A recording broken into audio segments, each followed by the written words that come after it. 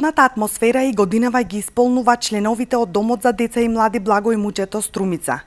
Речиси 2 месеци интензивно се подготвуваат за една од најголемите манифестации Републички детски средби Цвеќе 2018.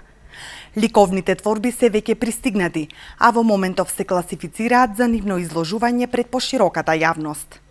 Околу 20 на тима од основните училишта од Струмица, Гевгелија, Стојаково, Берово и Кочани ќе се надпреваруваат на традиционалната манифестација, која и годинава ќе се реализира во 3 етапи.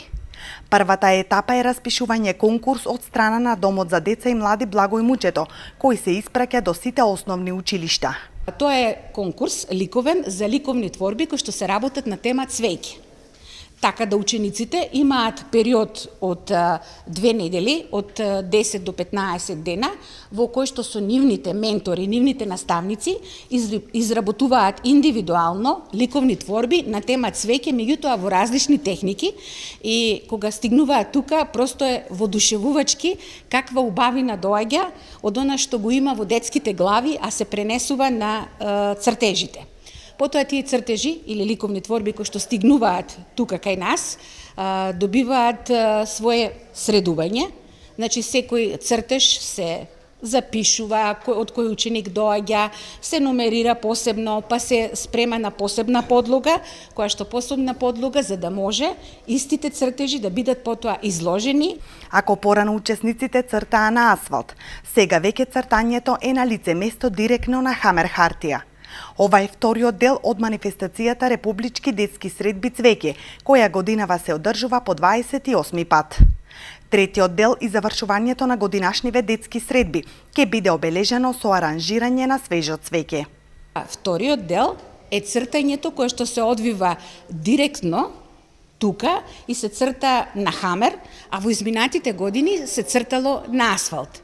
Меѓутоа сега, ради попрактични причини, работиме на хамер и работиме со сув пастел.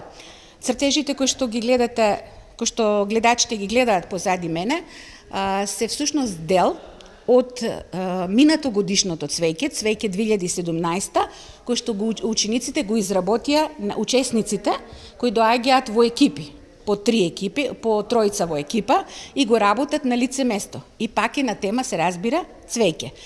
Меѓутоа тука не завршува манифестацијата, имаме уште еден дел, тоа е аранжирање на свежо цвеќе.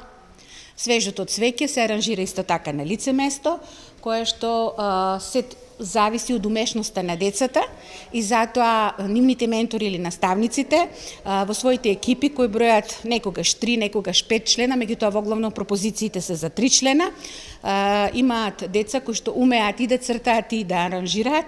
За да ги поттикнат младите и понатаму да творат и да аранжираат цвеќиња, Домот за деца и млади Благој Мучето доделува награди за сите учесници и за најдобрите цртежи. Самата манифестација има надпреварувачки карактер, бидејќи сите 3 категории се од надпреварувачки карактер и за сите 3 категории ние припремаме соодветни награди, кои што награди ги припремаме и за учесниците. Прво и основно е што Домот за деца и млади за секој учесник припрема по еден спомен за учеството на манифестацијата Цвеќе.